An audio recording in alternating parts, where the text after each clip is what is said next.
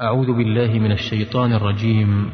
بسم الله الرحمن الرحيم. لا أقسم بهذا البلد وأنت حل بهذا البلد ووالد وما ولد لقد خلقنا الإنسان في كبد. بسم الله، الحمد لله والصلاة والسلام على رسول الله. يسر تسجيلات التقوى بالجزائر أن تقدم لكم ضمن إصدارات الشيخ عبد الرحمن الهاشمي رحمه الله تعالى هذه المادة، والتي هي بعنوان الدنيا دار ابتلاء والآخرة دار جزاء. أما بعد، أيها الإخوة الكرام، السلام عليكم ورحمة الله وبركاته. نبدأ على بركة الله. يقول الله تبارك وتعالى في محكم تنزيله بعد أعوذ بالله من الشيطان الرجيم: بسم الله الرحمن الرحيم. لا أقسم بهذا البلد وأنت حل بهذا البلد ووالد وما ولد. هذه آيات كريمات من هذه السورة الكريمة ابتدأها الله تبارك وتعالى بالقسم. الله تبارك وتعالى أقسم بالبلد ألا وهو مكة، شرفها الله تبارك وتعالى. القسم هذا وإن كانت سبقته كلمة لا التي تفيد في اللغة العربية النفي، قال العلماء يعني دخلت هنا لا النافية، لا لكي تنفي القسم وإنما لكي تثبت القسم، لأن هنا جاءت يعني للتوكيد، لا النفي ولكن المراد بها توكيد القسم وليس نفي القسم. فهمنا؟ يعني رب سبحانه يقسم وليس ينفي القسم، لأن بعض التفاسير قالت إن لا هنا يعني تنفي القسم، والراجح في التفسير على أنها لا هنا لكي تثبت القسم، أن الله تبارك وتعالى أقسم بهذا البلد الذي هو المكة، شرفها الله وعظمها.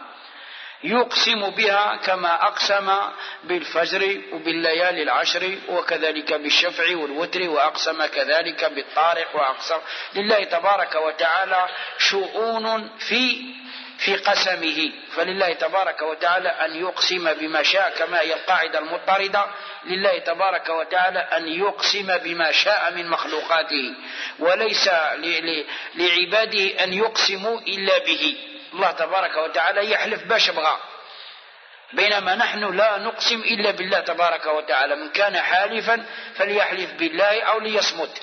اللي بغى يحلف بربي ولا يسكت، ما يحلف لا بوالديه ولا بأي شيء، كما قال عمر رضي الله تعالى عنه أن الرسول صلى الله عليه وسلم أدركني وأنا أحلف بأبي.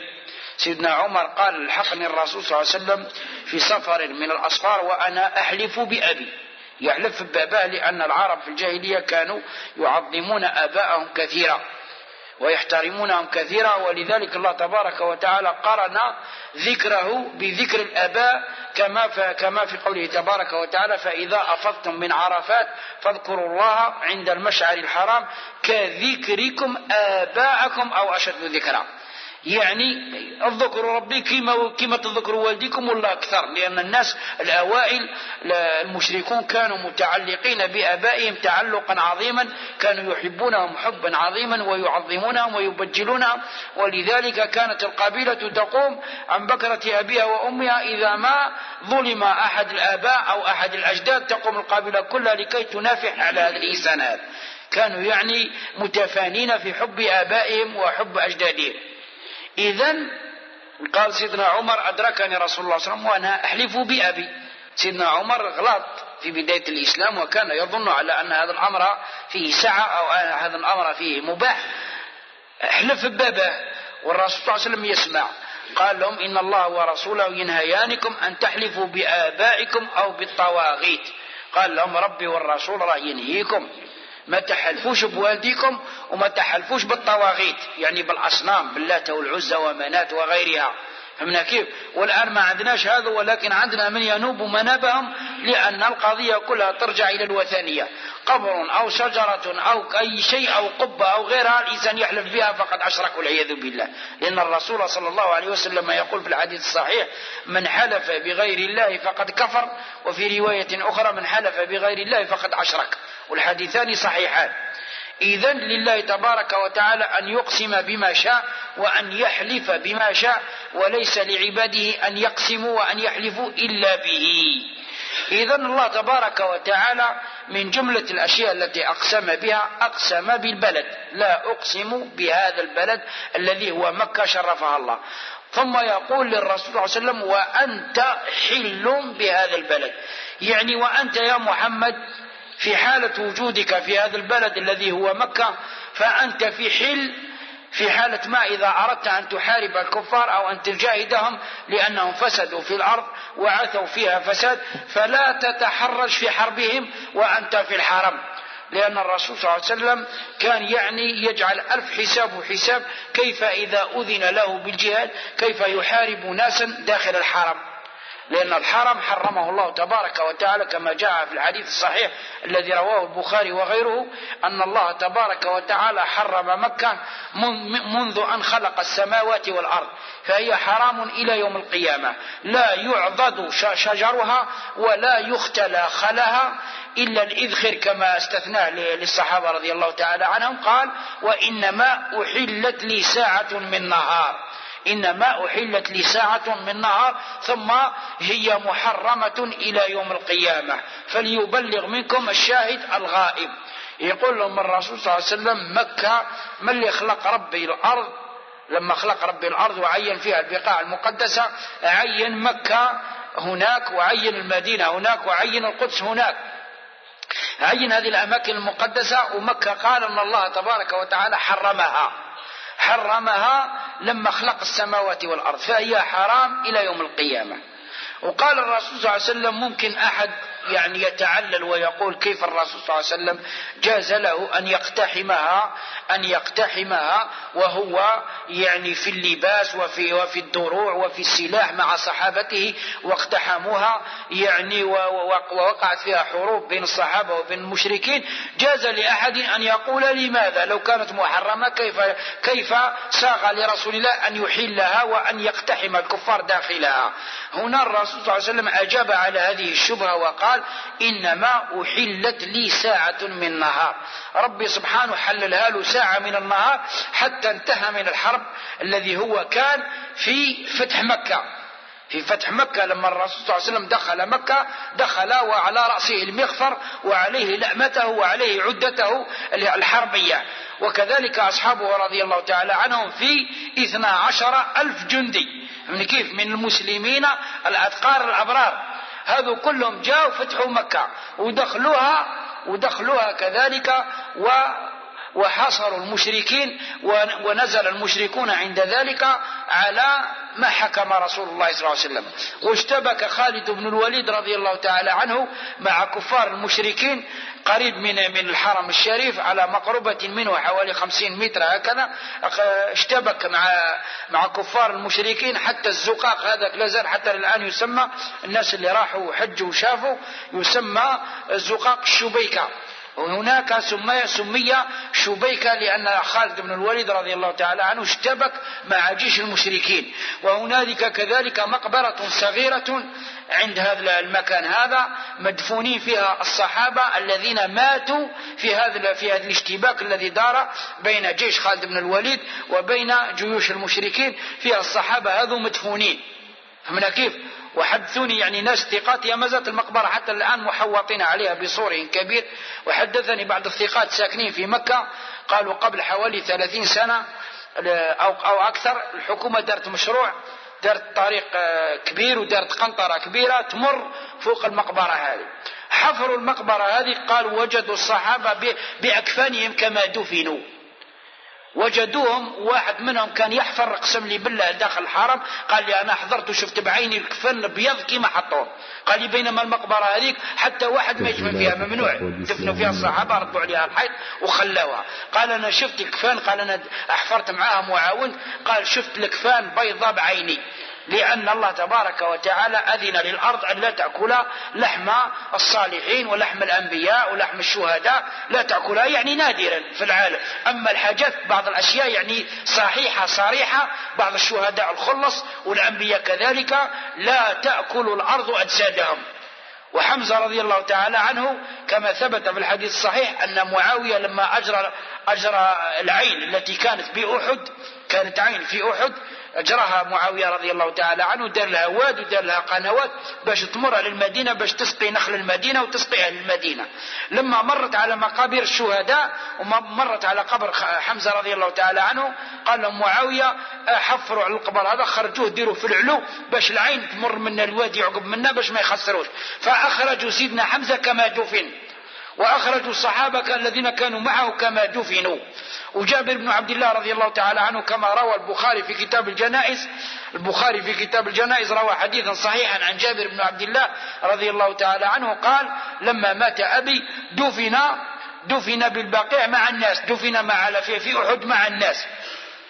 فكان الرسول صلى الله عليه وسلم يجمع القبر، يجمع فيها الرجلان والثلاثة وغيرهم، يقول: أيهم أحفظ القرآن، أيهم أكثر حفظا للقرآن، فيقولون فلان، فيجعله هو الأول في القبر، ثم الذي يلوه، وهكذا.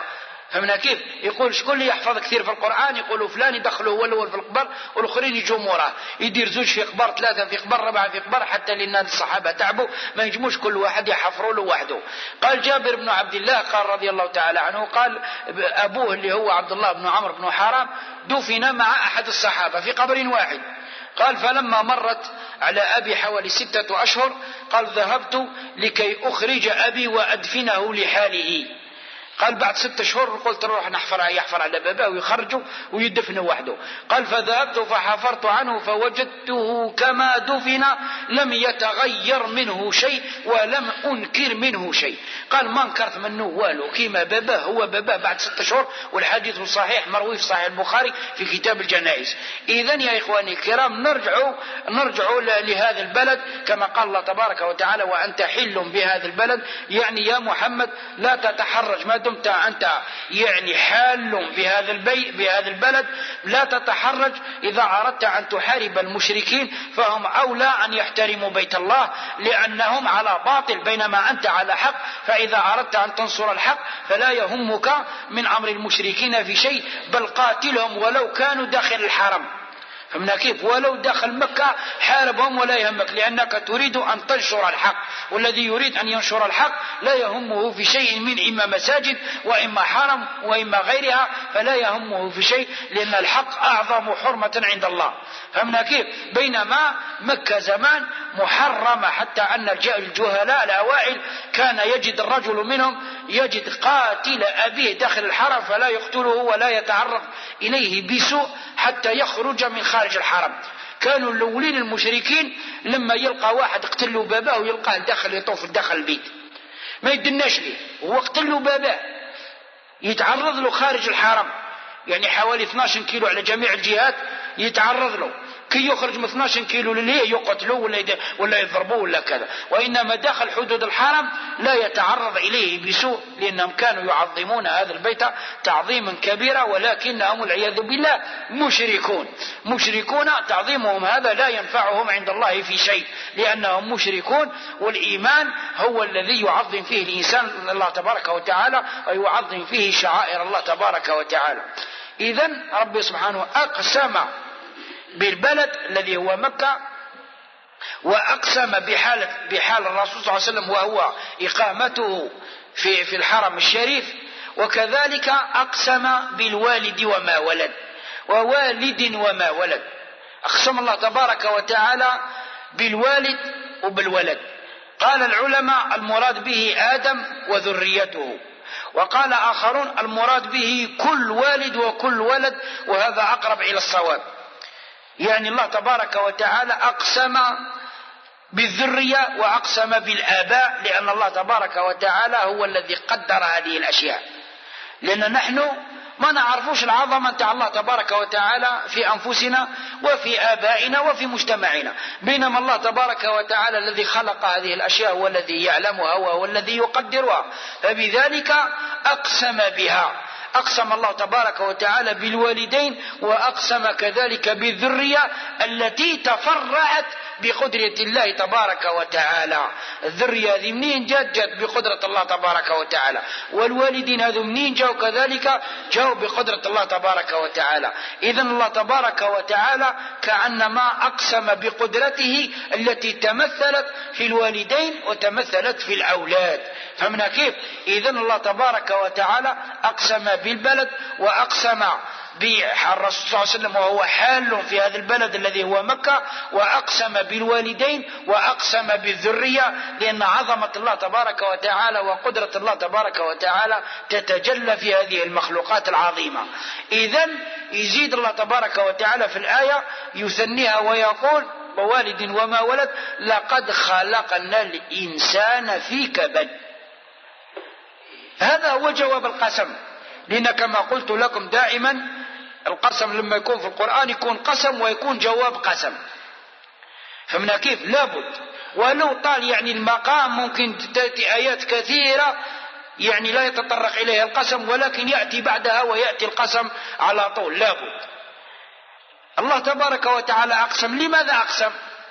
أقسم حتى يقول لك لقد خلقنا الإنسان في كبد. القسم هذا كل الجواب نتاعو هي الآية الكريمة لقد خلقنا الإنسان في كبد. ربي يحلف وقال لك يعني يحلف بالأشياء هذه وقال غير الإنسان أخلقته في كبد. إيش معنى في كبد؟ يعني في مشقة وتعب ونصب من الحياة، فمنذ أن يخرج من بطن أمه وهو في التعب وهو في الشقاء وهو في النكد وهو في كذا إلى أن يرجع إلى الله. فمن كيف؟ كل حياته تعب. فمن أراد أن تسعد أيامه يعني الله تبارك وتعالى يبين لك حياتك أيها الإنسان، يجعلها لك مثل الدفتر أمامك تقرأها. فمن كيف؟ يقول لك حياتك أيها الإنسان هكذا كتبت لك في الأزل أن حياتك كلها تعب وشقاء. لقد خلقنا الإنسان في كبد. هكذا رب سبحانه في الأزل خلق الإنسان يتعب، من اللي ترفد يماه وهي تعبانة هو تعبان معها. فمن كيف؟ حملته أمه كرها ووضعته كرها. فمن كيف؟ حملته بالكره وحطته بالكره، هو يتعذب وهي تتعذب.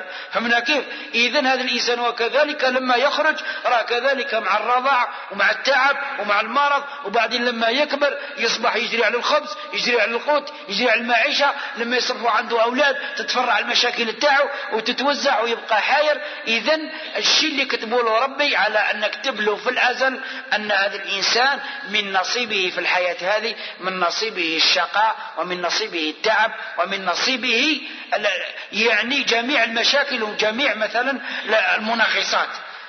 لما الإنسان يكون هذا هو مصيره وهذه هي التاريخ نتاعه وهذه هي عقيبته، ما هو الحل يعني باش يتفادى هذه الأشياء هذه؟ كأن الله تبارك وتعالى يقول لنا إذا كان يا أيها الإنسان إذا كان هذا هو مصيرك التعب والشقاء والعذاب، فإذا أردت أن تستريح استراحة تامة، وإذا أردت أن تكون منعما بعيدا على هذه المشاكل، بعيدا على هذا التعب، بعيدا على هذا النصب، بعيدا على هذه المشقة، فما عليك إلا أن تؤمن بالله تبارك وتعالى وأن تستقيم على دينه، فبذلك تكون منعما نعمة عظيمة. لأن هذه الحياة مهما طالت فلا بد أن تنتهي، ثم تذهب إلى دار أخرى إلى رضا الله تبارك وتعالى وإلى رضوانه. هنالك تنعم بالراحة وتنعم بالنعيم المقيم الذي لا ينقطع. كأن الله تبارك وتعالى يعني جعلنا ترغيب وترهيب. رهبنا قال حياتكم كلها تعب، طيب كيفاش نحوسوا على الراحة؟ أين تنشد الراحة أيها الإنسان ما دام حياتك كلها كتبت في الأزل على أنها كلها تعب وشقاء؟ فإذا أردت أن تنشد الراحة وأن تنشد النعيم لا تنشده في الدنيا، وإنما الدنيا كتب الله تبارك وتعالى عليها الشقاء. ولو كان هناك أحد يتنعم فيها كثيرا لتنعم فيها الأنبياء، هم أولا وقبل كل شيء كان يتنعم فيها الأنبياء. بينما الأنبياء يا إخواني الكرام هم أشد الناس شقاء وبلاء في هذه الدنيا، كما ورد في الحديث الصحيح أن الرسول صلى الله عليه وسلم سئل أي الناس أشد بلاء؟ قالوا له يا رسول الله شكون الناس اللي يعني يبليهم ربي بزاف في الدنيا هذه ويتعبوا بزاف؟ اسمعوا مليح. أي الناس أشد بلاء؟ واش قال لهم؟ لأن باش تشوفوا يا إخواني الكرام الإنسان كي يشوف روحه مبلي في نفسه ولا يشوف واحد مبلي ما يقولكش ربي ما بغاش. فهمنا كيف؟ وإنما هذه ليست مقاييس. ماشي معناتها الإنسان كي راه مرتاح ربي بغاه، والإنسان كي راه تعبان ولا راه مبلي ولا عنده مصايب ولا ربي كرهه، حاشا لله. فهمنا كيف؟ لأن الرسول صلى الله عليه وسلم لما سئل أي الناس أشد بلاء قالوا يا رسول الله شكون الناس اللي يبتليهم ربي بزاف ويبليهم في الدنيا هذه ويتعبوا بزاف؟ واش قال لهم؟ قال لهم الأنبياء ثم الأمثل في الأمثل. الأنبياء وبعدين الطيب مع الطيب، هكذا يبدأوا ينزلوا بالدرجة. فهمنا كيف؟ يبتلى الرجل على قدر دينه. فهمنا؟ الله تبارك وتعالى يبتلي الإنسان عفوا يبتلي الإنسان الله تبارك وتعالى الإنسان على قدر دينه، على قدر دينه. فإن كان في دينه صلابة زيد في بلائه، وإن كان في دينه لين خفف عنه. فهمنا؟ هكذا قال الرسول صلى الله عليه وسلم لما سئل قالوا يا رسول الله شكون اللي يبليهم ربي بزاف؟ قال لهم الأنبياء ثم الأمثل فالأمثل. الأنبياء ثم الأمثل فالأمثل. يبتلى الرجل على قدر دينه، الإنسان يصيب ربي على قدر الدين تاعو. فإن كان في دينه صلابة، إذا كان الدين تاعو صحيح يتحمل يزيد له ربي يبليه، يبتليه باش يتضرع إلى الله باش يزيد له ربي الحسنات، لأن هذه البلوى كلها ترفع الحسنات وتحط والعياذ بالله من السيئات. هكذا ثبت عن الرسول صلى الله عليه وسلم في الحديث الصحيح. فهمنا كيف يا إخوان؟ وإذا كان في دينه لين، إذا كان الدين تاعو خفيف باش ما يطيروش ربي سبحانه ويضيعوا له حسناته كامل ويكفر. ومن الناس من يعبد الله على حرف. فهمنا كيف؟ كاين الناس يعبدوا ربي غير على الحرف، غير يقيسهم مصيبه يهرب ويطيح ويدربع. فهمنا كيف؟ كاين الناس يعني يعبد ربي وهو راسخ في دينه، اذا نزلت عليه مصائب ونزلت عليه بلايا ونزلت عليه طامات من الله تبارك وتعالى يقول انا لله وانا اليه راجعون، يسترجع الى الله تبارك وتعالى ويتضرع اليه. فالله تبارك وتعالى يزيده من الخيرات ويزيده من المكرمات ويزيده من الفضائل ما لا يعلمه إلى الله. إذن يبتلى الرجل على قدر دينه. الإنسان يمتحن ربي يبتليه على قدر دينه. إذا كان دينه صحيح يزيد له، كان في دينه خفة وكان دينه خفيف يبتلى على قدر دينه. إذن فهمنا كيف؟ إذن أيها الإنسان لما تعلم أن مصيرك كله كتب الشقاء على هذه الحياة كلها كتب الشقاء عليها، وإذا كان لو كتبت لها السعادة أو كتبت فيها الراحة لكان أول ناس يستريحون في هذه الحياة لكانوا هم الأنبياء.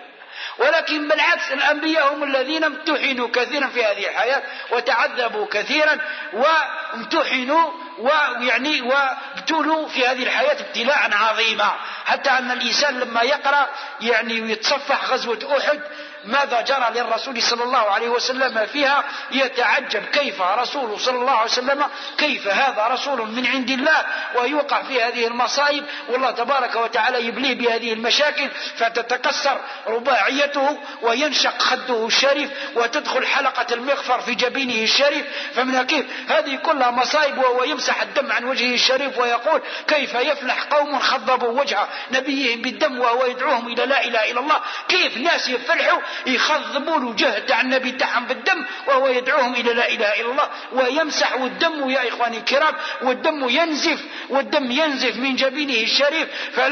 فلم يتوقف حتى أتت بنته فاطمة رضي الله تعالى عنها فغسلت عن وجهه الشريف، ثم لما رأت الدم لم ينفك عنه فمسكت جريدة من النخل ثم أحرقتها ومسكت الرماد وجعلته في جبين أبيها عليه الصلاة والسلام. هنالك الدم وقف. هذا الرسول صلى الله عليه وسلم. فمن كيف في غزوة أحد يا إخواني الكرام رأى من البلايا ما لا يعلمه إلا الله، والدم يكب من جبينه الشريف وهو يقول كيف يفرحوا ناس خضبوا وجه نبيه يفديهم بالدم وهو يدعوهم إلى لا إله إلا الله محمد رسول الله. والدم ما بغاش يتوقف يا إخواني الكرام حتى جاءت بنته رضي الله تعالى عنها فاطمة الزهراء، جاءت وشافت باباها على تلك الحالة فأحرقت سعفة من النخل ثم جمعت الرماد وجعلته في الجروح حتى توقف الدم. هذا من يا إخواني الكرام؟ هذا نبي الله صلى الله عليه وسلم. وإلا لو كانت الدنيا هذه نعيم مقيم أو راحة أبدية أو نعيم يعني أبدي كان تنعم بها النبي صلى الله عليه وسلم وغيره من الأنبياء. بينما الأنبياء عليهم الصلاة والسلام هم أشد الناس بلاء، هم اللي تعذبوا بزاف وتعبوا بزاف وشقوا بزاف في هذه الحياة يا إخواني الكرام، حتى ما يعتقدش الإنسان إذا شاف روحه يعني منهك في هذه الحياة ومتعب وعلى أنه أصابه نصب وأصابه وصب في هذه الحياة يقول ربي اكرهني ولا ما بغانيش. حاشا لله، ليست محبة الله تبارك وتعالى وبغضه ليست بالتي تقاس بهذه المسائل. فإذا رأينا الناس يتنعمون أو في راحة البال فلا نقول هؤلاء الناس قد أحبهم الله تبارك وتعالى، وكذلك إذا رأينا الناس في شقاء وتعب ونكد ما نقولوش هذا كرههم ربي سبحانه. حب الله تبارك وتعالى وبغضه لا يتعلق بالراحة من كيف ولا يتعلق كذلك بالتعب. إذن هذه فيها يعني إشارة يعني والتفات إلى مصير الإنسان.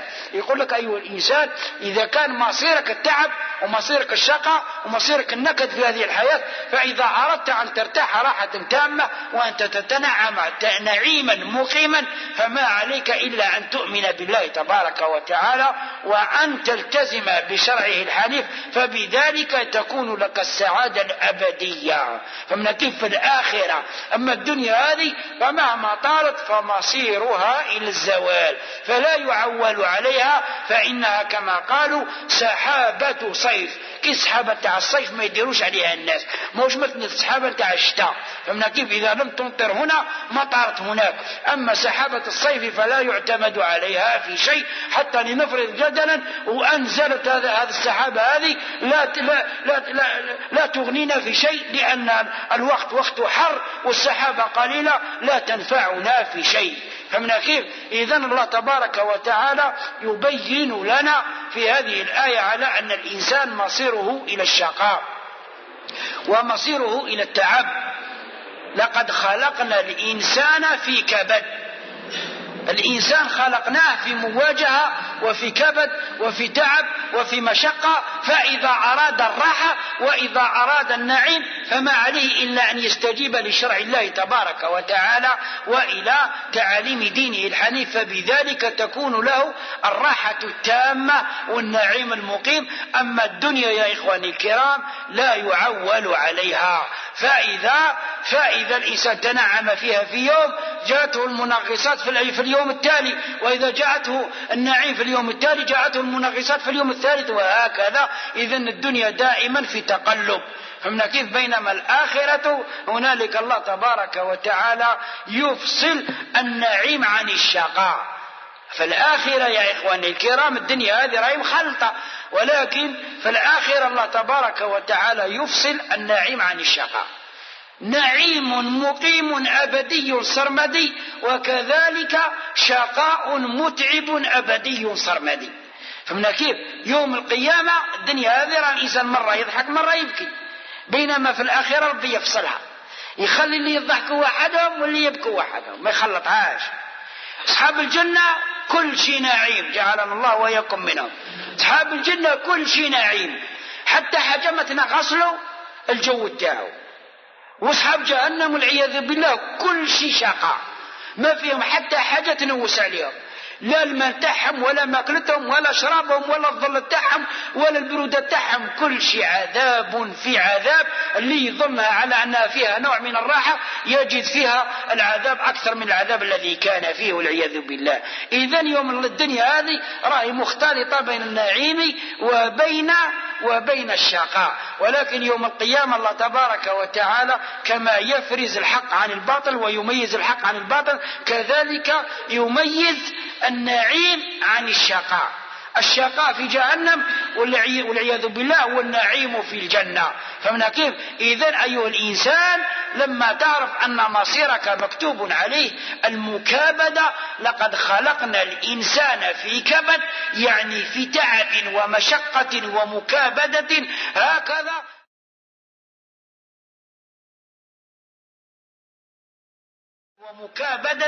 هكذا منذ أن تحمله أمه إلى أن يموت، وهو في مقارعة الشدائد إلى أن يموت. فإذا أردت الراحة فعليك أن تستجيب لشرع الله قبل أن تموت، فهنالك تحصل على الراحة التامة في الجنة. جعل الله وإياكم من أهلها إن شاء الله. إذن الله تبارك وتعالى يقول لقد خلقنا الإنسان في كبد أيحسب أن لن يقدر عليه أحد، يقول أهلكت مالا لبدا. الإنسان هذا يظن لما خلق الله تبارك وتعالى على وجه هذه الأرض يظن على أن لا أحد يقدر عليه. فمن كيف؟ هكذا يقول يحسب أن لن يقدر عليه أحد. الإنسان هذا في قرار ذاته في نفسه لما يجد نفسه هكذا مهمل، هكذا ضايع، ولا أحد يحاسبه ولا أحد يعني يقول له عن عمله ماذا يفعل، يقول لك أنا الآن حتى واحد ما يقدر علي، راني سعيب وراني هامل.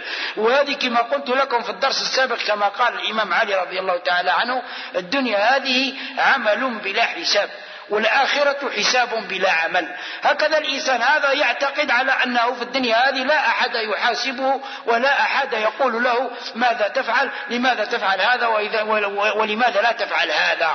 فمن كيف؟ إذن الإنسان هذا يعتقد في قرارة ذاته أنه هامل. فمن كيف؟ أيحسب الإنسان أن يترك سدى. هذه هي الآية الأخرى تفسر هذه الآية. يعني الإنسان يحسب روحه بالله ضايع حتى واحد ما يسجل له، بل عكس، الملائكة جاء فهو قادر عليك، وقد جعل لك ملائكة عن اليمين وعن الشمال، وملائكة بالليل وملائكة بالنهار يحصون عملك ويكتبون جميع تفاصيل حياتك وتفاصيل حركاتك وسكناتك، ويوم القيامة يأتونك بكتابك ويقال لك كفى بنفسك اليوم عليك حسيبا. فمن كيف؟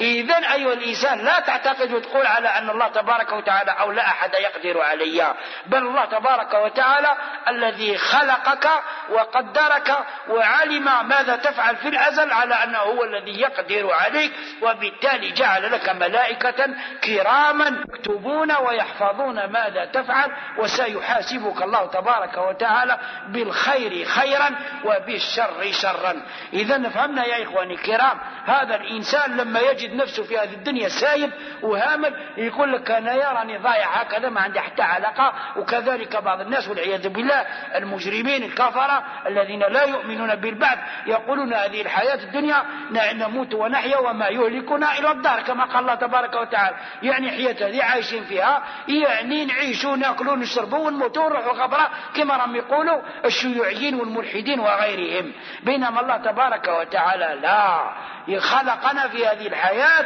خلقنا لوظيفة وخلقنا لحكمة. الله تبارك وتعالى بينها كما قلت لكم في سورة تبارك الذي بيده الملك الذي خلق الموت والحياة ليبلوكم أيكم أحسن عملا. هذه الحياة لماذا خلقنا الله فيها؟ لكي يبتلينا. ميدان، فمن كيف؟ ميدان حتى يعلم المحسن منا من المسيء. ميدان هكذا خلقنا ربي بهذا الميدان يشوف اللي يخدمه مليح رام على جنب واللي ما يخدموش مليح رام على جنب، وهكذا ويوم القيامة يفرزنا. وإنا في الدنيا هذه رانا ملمين مع بعض.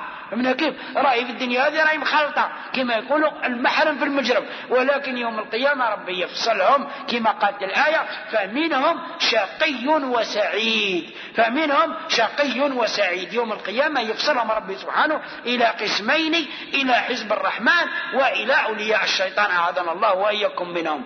إذن لا تعتقد أيها الإنسان أنك ضائع وأنك في هذه الحياة هامل، لا أحد يقدر عليك ولا أحد يعلم تصرفاتك تصرفاتك، بل الله الذي خلقك فهو يعلم حالك ويعلم تصرفاتك ويعلم تقلبك في معيشتك.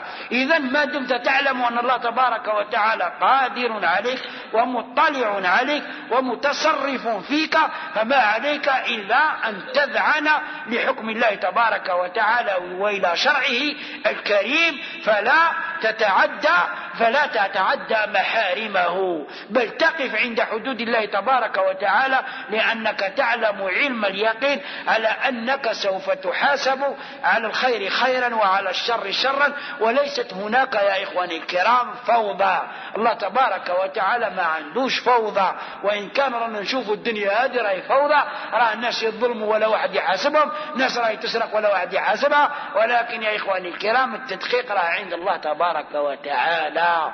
وآية واحدة تكفينا في القرآن الكريم كما يقول الله تبارك وتعالى: فمن يعمل مثقال ذرة خيرا يره ومن يعمل مثقال ذرة شرا يره. لما أسلم أحد الأعراب، واحد من الناس من العروبية من البادية، سلم في عهد الرسول صلى الله عليه وسلم. لما أسلم كان الرسول صلى الله عليه وسلم المربي العظيم إذا أسلم أحد الناس يقول لصحابته الكرام: علموا أخاكم وفقهوه في دينه. لما يسلم واحد من الصحابة يقول للصحابة الآخرين: أنتم راكم مقدم، هذا أخوكم جاي جديد، علموه في دينه، ما تخلوش سايب. فهمنا كيف؟ يعلموه الصلاة، يعلموه الزكاة، يعلموه الصيام، يعلموه نبذ الشرك، يعلموه الأشياء الضرورية التي تنفعه، حتى إذا راح يرجع لبلاده ويرجع القبيلة نتاعو تبقى عنده معلومات راسخة في دينه. فهمنا كيف؟ ما تروحش عليه. هذه هي من حكمة الرسول صلى الله عليه وسلم ومن عظمة تبليغه ومن عظمة أمانته، أنه كان إذا أسلم أحد الناس يقول لصحابته القدماء: علموا أخاكم وفقهوه في دينه. فلما أسلم أحد الأعراب سلم، قال الرسول صلى الله عليه وسلم: علموا أخوكم فقهوه في دينه. فأخذوه يعلمونه، فقرأوا عليه هذه السورة اللي هي: إذا زلزلت الأرض زلزالها. فهمنا؟ لما قرأوها عليه، لما وصلوا، لأن احنا الآن نقرأوها ونظلوا طالعين نازلين ما ناش عارفين واش تقول. فهمنا؟ بينما هذا الراجل لما القلب نتاعه صافي ودخل في الإسلام جديد والقلب نتاعه منور، فهمنا كيف؟ وكذلك أعرابي فصيح لم يتلوث لسانه بعجمة غير العربية، وهكذا لما قرأت عليه، فلما وصلوا إلى قوله تعالى: فمن يعمل مثقال ذرة خيرا يره ومن يعمل مثقال ذرة شرا يره. هذه الآية تنتهي هكذا، يقول ربي: اللي يعمل ذرة خير يلقاها، واللي يعمل مثقال ذرة يعني مثقال ذرة صغيرة. والذرة هذه يا إخواني الكرام كما قال العلماء الأوائل المفسرون الأوائل على أنها صغار النمل. هذيك النمل الصغيرين كي تشوفهم خارجين داين ولادهم في فمهم ورايحين، هذاك هو الذر، النمل الصغير. كي تعمل هذيك الذرة الصغيرة تاع الخير تلقاها، تعملها تاع شر تلقاها. لما قرأوها عليه واسمعها قال لهم: أوان حاسبوا إلى هذه الدرجة؟ قال لهم: ربي حاسبنا بهذه الدرجة هذه؟ قالوا له: نعم. قال لهم: إذن كفى، خلاص فهم، فقط ما زيدوا لي والو، هاني رايح. بعد ما حاسبنا ربي بهذه الدقة هذه، حتى هذيك الذرة الصغيرة تاع الخير يعطيها لنا والذرة الصغيرة تاع الشر يعطيها لنا. قال لما خلاص راني تفقهت وفهمت، ما نزيد والو، ما زيدوش تقروني ولا تفهموني، راني رايح. لما قالوا للرسول صلى الله عليه وسلم، قالوا للأعرابي: واش قال لهم: دعوه فقد فقها، خلوه راه تعلم، راه ولا عالم. كي تقرأ هذه الآية وتفهمها، هذه الآية تكفينا. تعمل ذرة تاع الخير تلقاها، تعمل ذرة تاع الشر تلقاها.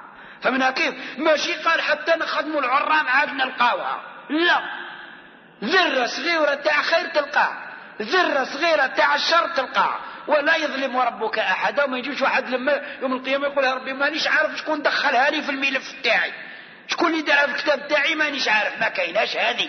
فمنها كيف؟ الحاجة اللي موجودة في كتابك يوم القيامة أنت الذي عملتها، ولم تدخل عليك من هنا أو من هناك. فمن كيف؟ كل شيء أخدمته كما قال ربي سبحانه في الآية: وقال: ما لهذا الكتاب لا يغادر صغيرة ولا كبيرة إلا أحصاها ووجدوا ما عملوا حاضرا ولا يظلم ربك أحدا. يوم القيامة لما ربي سبحانه يفتح لهم الصحف توحف، كل واحد يبدأ يقرأ في كتابه، يولي يتعجب يقول ما لي هذا الكتاب، هذا الكتاب واش به؟ لا يغادر صغيرة ولا كبيرة إلا أحصاها. الصغيرة والكبيرة كامل جابها، لأن ربي قال لك من يعمل مثقال ذرة، فمن يعمل مثقال ذرة خيرا يرى ومن يعمل مثقال ذرة شرا يرى. هكذا الكتاب هذا خير، صغيرة تاع الخير جابها، صغيرة تاع الشر جابها. وكفى بنفسك اليوم عليك حسيبا، حاسب نفسك بنفسك وربي ما يظلمكش. وقالوا ما لي هذا الكتاب لا يغادر صغيرة ولا كبيرة إلا أحصاها ووجدوا ما عملوا حاضرا. واللي خدموه في حياتهم كامل القاوه حاضر، ما يغيب والو. فهمنا كيف؟ ماشي كيما رانا احنا في الدنيا الان. في الدنيا هذه يستطيعوا الوراق يخلطوهم، الملف تاع فلان يلصقوه لك ليك وانتاعك يعطوه لفلان ويمحوا غير الاسم ويخلطوها ويجلطوها كما يقولوا. بينما يوم القيامه والله غير لا. فهمنا كيف؟ كل واحد يدير له كتابه في عنقه ويقول له اقرا كفى بنفسك اليوم عليك حسيبا. اقرا بنفسك وحاسب نفسك بنفسك، والشيء اللي تلقاه في كتابك انتاعك ما هو حتى انتاع واحد. فهمنا كيف؟ لأن الله تبارك وتعالى ذيل هذه الآية الكريمة بقوله وما يظلم ربك أحدا. ربي ما يظلمش. فهمنا كيف؟ الله تبارك وتعالى منزه عن الظلم، لأن الظلم يا إخواني الكرام، لأن الظلم من شيمة العجزة. لأن علاش يظلم؟ نقصته حاجة، وإلا الإنسان اللي غني من جميع الأشياء لاش يظلم؟ الله تبارك وتعالى غني، لماذا يظلم؟ بينما الإنسان يروح يدنا الحاجة غيره. علاش يدنا حاجة غيره؟ لأنه ناقص ما عندوش، صدم على أخوه هنا حاله.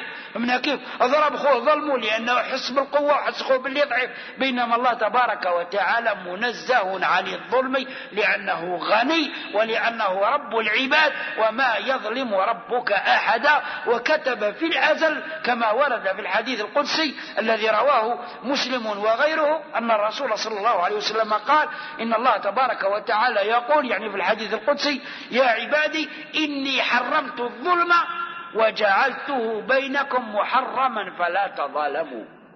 ربي حرم على نفسه الظلم في الأزل، قال أنا ما نظلمش، ربي ما يظلمش، مثقال ذرة ما يظلمكش عليها. ولكن إذا كانت تاع حق يجيبها لك، يقول لك هو الرأي تاعك سواء كانت تاع خير ولا تاع الشر. فمن كيف؟ وجعلته بينكم محرما فلا تظالموا. وراه الظلم بين العباد محرم، فلا يجوز للناس وللمسلمين خاصة أن يظلم بعضهم البعض، لأن الله تبارك وتعالى حرم الظلم وجعله محرما بين العباد. فلا نظلم بعض أنفسنا ولا نظلم بعضنا البعض، لأن يا إخواني الكرام الظلم كما ورد في الحديث الصحيح أن الظلم ظلمات يوم القيامة. الظلم يوم القيامة ظلمات، والظالمون يوم القيامة يقفون في الظلمات. في الوقت الذي يكون فيه المؤمنون في النور يكون الظلم والعياذ بالله في الظلمات بعضها فوق بعض. الظلم ظلمات يوم القيامة. والظالم يا إخواني الكرام لا تأتيه منيته حتى يقتص الله تبارك وتعالى منه في الدنيا قبل الآخرة. الظالم ما يموت حتى يجد مصيره في الدنيا قبل الآخرة. هكذا قال الرسول صلى الله عليه وسلم. من كيف؟ الله تبارك وتعالى كما قال الرسول صلى الله عليه وسلم لمعاذ لما أرسله إلى اليمن وقال له واتقي دعوة المظلوم فإنه ليس بينها وبين الله حجاب. قالوا بالك تظلم. أرسل الساعي نتاعه إلى اليمن حتى يجبي الصدقة ويجمع الصدقة من أهل اليمن، ثم أوصاه بتقوى الله وقال له إياك والظلم، إياك أن تظلم الناس في أموالهم وفي ماشيتهم وفي أرزاقهم، فإن دعوة المظلوم ليس بينها وبين الله حجاب.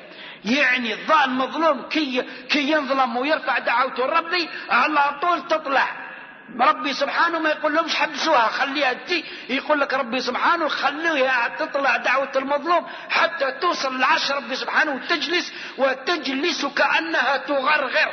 والله تبارك وتعالى يقول لها فبعزتي وجلالي لأنصرنك ولو بعد حين. ما تخافيش ننصرك، طال الزمان ولا قصر ننصرك. لذلك يا إخواني الكرام التاريخ يشهد واللي عنده غير هذا يتكلم. التاريخ يشهد أن منذ أن خلق الله تبارك وتعالى الأرض إلا أن يرثها ونحن نرى الظلمة والجبابرة والطواغيت ينالون نصيبهم في الدنيا قبل الآخرة.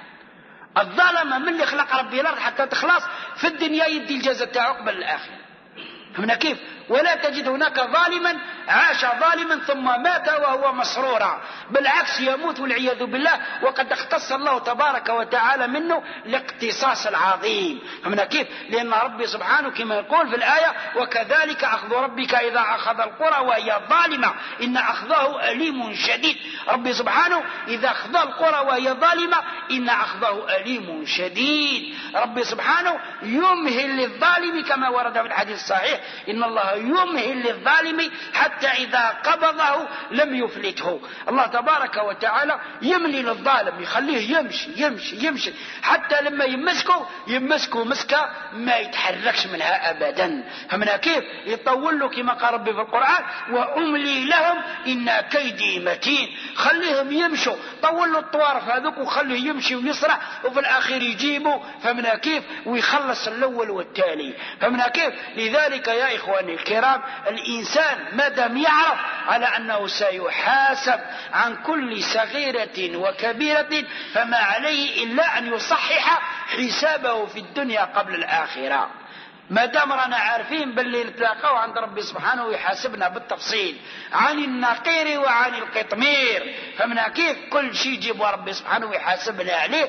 لذلك ما دامت أرواحنا في أجسادنا فما علينا إلا أن نصحح حسابنا وما علينا إلا أن نحاسب أنفسنا كما قال سيدنا عمر رضي الله تعالى عنه حاسبوا أنفسكم قبل أن تحاسبوا وزنوا أعمالكم قبل أن توزن عليكم فإن مما يخفف عنكم الحساب غدا أن تحاسبوا أنفسكم اليوم. فمن كيف قال سيدنا عمر رضي الله تعالى عنه في حكمته البالغة قال حاسبوا أنفسكم قبل أن تحاسبوا وزنوا أعمالكم قبل أن توزن عليكم. وزنوا أعمالكم قبل ما يجي يوم القيامة يبدأ يوزنها لكم ربي وما عندكمش استعتاب وما عندكمش رجعة. فإن مما يخفف عنكم الحساب غدا الشيء اللي يخفف عليكم الحساب غدوة باش تحاسبوا نفوسكم اليوم.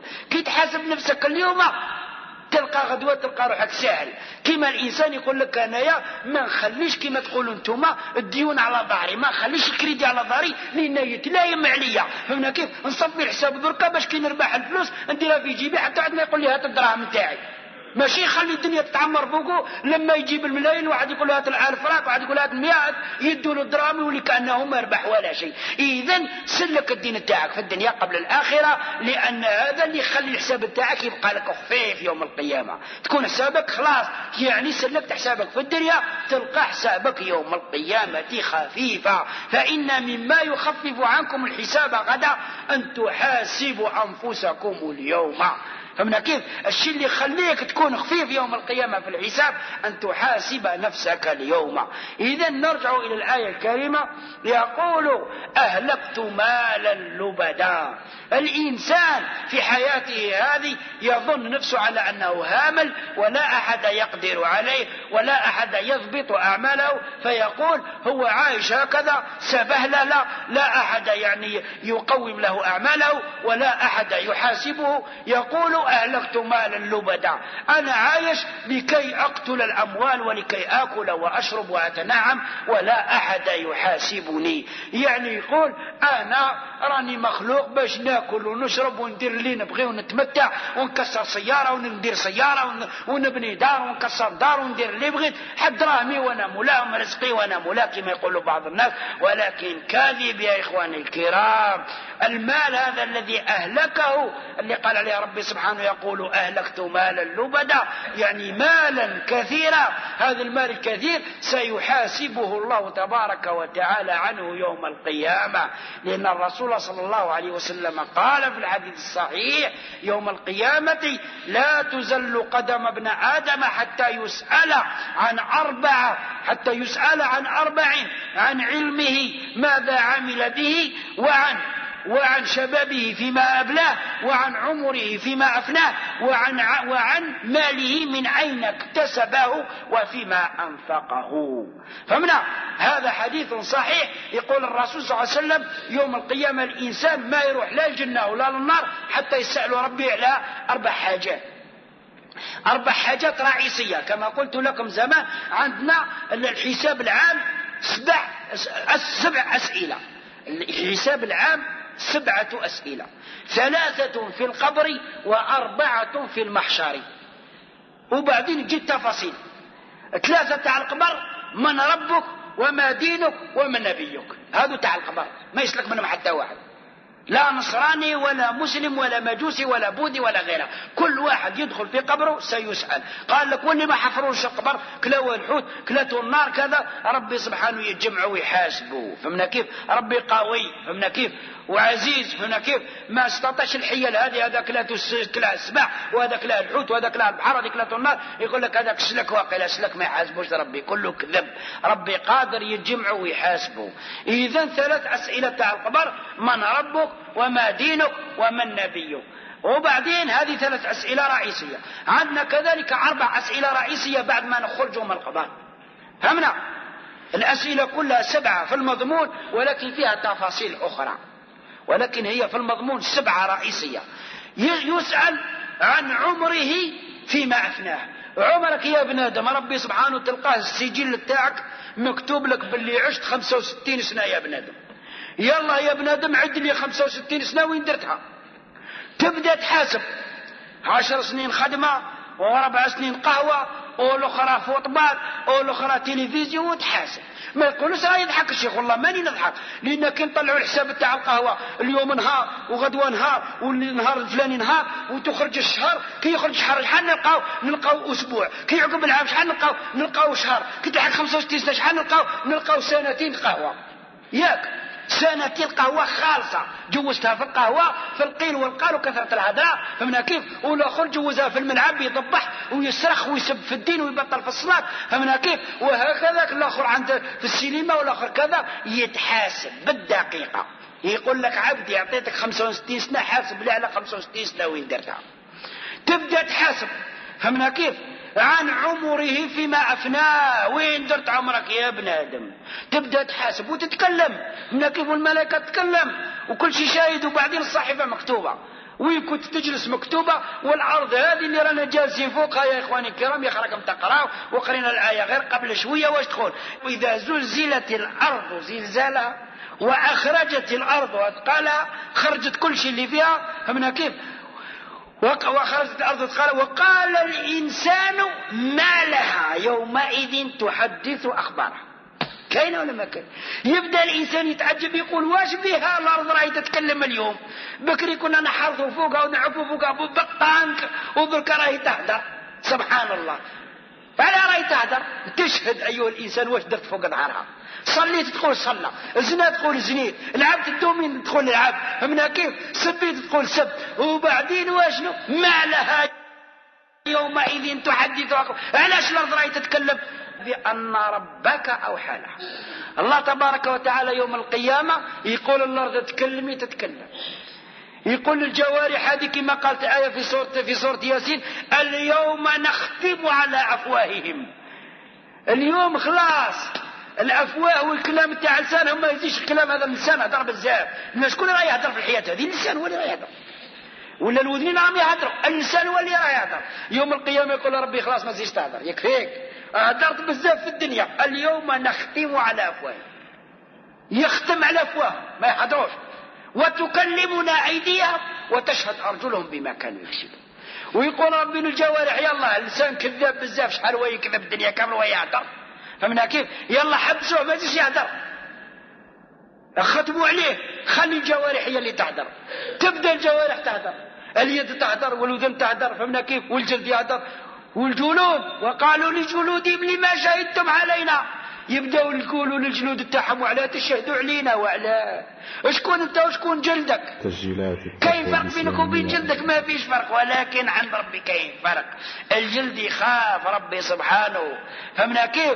لذلك يا إخواني الكرام ويزيد ربي سبحانه يعذر للأرض يقول لها يا أرض تكلمي باش تكوني شهيد وتكوني شهيد على هذا الناس واش كانوا يديروا فوقك. ينوض ويقرأ في الكتاب والملائكة تقول والأرض تقول إيه يا ربي دار، إيه يا ربي كاين، إيه يا كذا. وراكم تقرأوا الآية الصريحة الحمد لله وما هيش بعيدة كل واحد يقرأها، ولكن المفهوم ما ناش فاهمينها. صحابي لما قرأها قال خلاص يكفيني، راني أصبحت فقيه ونفهم، ما دام يحاسبنا ربي على كل صغيرة وكبيرة خلاص يكفيني راني فهمت. بينما احنا 60 حزب نقرأها وما ناش فاهمين. لماذا؟ لأن قلوبنا والعياذ بالله في أكنة، لأن قلوبنا عليها غلف والعياذ بالله، فهي في أغلفة من العصيان ومن معاصي. لذلك يا إخواني الكرام النور الذي نبصر به القرآن هو نور الطاعة. الإنسان إذا بدأ يتقرب من ربي سبحانه بالطاعة ربي يفتح عليه باش يولي يفهم ويتدبر القرآن. أما العصاة والعياذ بالله فعلى قلوبهم أقفالها وعلى قلوب والعياذ بالله أغلفتها، فلا يدرون ولا يفقهون شيئا مما يسمعون ولا مما يقرؤون. أعاذنا الله وإياكم من ذلك. إذن الأسئلة يا إخواني الكرام عن عمره فيما أفناه وعن شبابه فيما أبلاه. شباب تاعو وين درتو؟ قال لكم المغني خلي شبابك يفرح بك، قال هايكم باللي يعني الشباب تاع خلي يفرح بك ودير اللي بغيت. لا، شبابك يفرح بك لما تكبر في طاعة الله، هذاك هو الشباب اللي يفرح بك. وشاب نشأ في عبادة الله. والسؤال الثالث يا إخواني الكرام وعن علمه ماذا عمل به. فهمنا كيف؟ ثم السؤال الرابع اللي هو الآن يقول أهلكت مالا لبدا، ألا وهو عن ماله. سيسأل عن ماله من أين اكتسبه وفيما أنفقه. مالك منين جبته وين درته؟ فهمنا؟ ما كاش فوضى عند ربي سبحانه. لذلك ورد في الحديث الصحيح أن الرسول صلى الله عليه وسلم قال آخر الزمان لا يبالي المرء من أين اكتسب درهمه أمن حلال أم من حرام. آخر الزمان هو اللي رانا فيه احنا، وراكم تشوفوا كل واحد يشوف، ما يقولوش هذا الشيء جديد باش تشوفوا العظمة تاع الرسول صلى الله عليه وسلم لما يتكلم على أشياء تاع آخر الزمان كأنك تراها. يقول لك آخر الزمان الإنسان ما يطلعش الحساب تاع الدور تاعه منين يجيبه، حلال ولا حرام، كاينه ولا ما كاش. راي الناس تلم وخلاص، يقول لك قافز يسلك راسه. فمن كيف هو هكذا حتى يلوح روحه في جهنم. وقلت لكم انا من بكري وضركه، قلت لكم القافز واللي يسلك روحه هو اللي يسلك راسه من جهنم. هذاك هو القافز وهذاك هو اللي يسلك روحه، وهذاك هو البطل وهذاك هو الشجاع وهذاك هو الزعيم اللي يسلك روحه من جهنم. كما قال الشاعر في لاميته المشهورة قال ليس من يقطع طرقا بطلا إنما من يتقي الله البطل. قال لك ماشي اللي يقطع الطرق للناس هو البطل الزعيم، اللي يخاف ربي هو البطل الزعيم. صح ولا لا؟ ليس من يقطع طرقا بطلا إنما من يتقي الله البطل. اللي يخاف ربي ويتقي ربي هذاك هو البطل تاع الصح. أما هذاك يقارش اليوم الناس ويضاربهم ويحقرهم وغادي يولي الدراري يضحكوا عليه ويطلعوا فوق كتافه ويدفلوا عليه. صح ولا لا؟ والله غير ناس كانوا يقاطعوا ويحقروا الناس وينحوا لهم صور دام، وفي الآخر ولاو الدراري يلعبوا لهم فوق كتافهم. فهمنا؟ لأن الظالم ربي خرج فيه في الدنيا قبل الآخرة. أما الزعيم والسجيع يا إخواني الكرام هو اللي خاف ربي وينجي نفسه من جهنم. إذن يا إخواني الكرام علينا أن نتنبه وأن نحصي أعمالنا وأن نحرص على دراهمنا من أين نكتسبها وفيما ننفقها، لأن الله تبارك وتعالى سنقف بين يدي عظمته، وهنالك سيحاسبنا عن مالنا وعن شبابنا وعن عمرنا وعن علمنا، فيسألنا عن كل صغيرة وكبيرة. إذن فما علينا إلا أن نحضر لهذه الأسئلة أجوبتها من الكتاب ومن السنة ومن المحاسبة الدقيقة لأعمالنا. الله تبارك وتعالى نسأل أن يوفقنا جميعا وأن يهدينا لما يحبه ويرضاه، وأن يجعل عملنا خالصا لوجهه الكريم، إنه بالدعوة جدير وعلى ما يشاء قدير. وأخيرا جزى الله الشيخ عبد الرحمن الهاشمي رحمه الله تعالى خير الجزاء على هذه المحاضرة التي نسأل الله تعالى أن ينفعنا بها جميعا. ونحيطكم علما أن حقوق التسجيل محفوظة لدى الديوان الوطني لحقوق المؤلف والحقوق المجاورة. والسلام عليكم ورحمة الله وبركاته. الجزائر، هاتف 0219654336. سيدي بالعباس، هاتف 0485464336. ناسوق 0485422565.